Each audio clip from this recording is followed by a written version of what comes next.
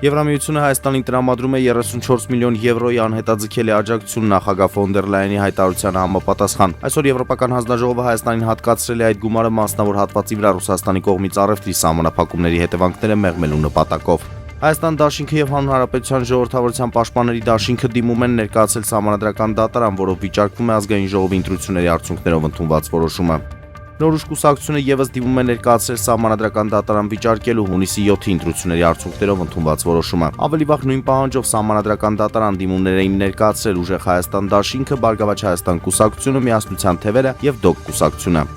Ազգային ժողովի նախկին падգամավոր Ռուբեն Հակոբյանը ձերբակալվել է քննչական կոմիտեում քննվող քրեական վարույթի շրջանակներում։ Նշենք, որ նախկին падգամավորը սոցցանցի իր էջում հայտնել էր այս մասին։ Իսրայելը եւ Հեզբոլլահը համաձայնության են եկել հրադադարի շուրջ, որը պետք է ուժի մեջ մտնի այսօր տեղի ժամանակով ժամը 16:00-ին, հայտնել է Reuters-ին ԱՄՆ բարձրաստիճան պաշտոնյան։ Նա նաեւ հավելել է, որ ԱՄՆ-ի եւ Կատարի բանակցողները համաձայնագիրը մշակել են Իրանի օգնությամբ։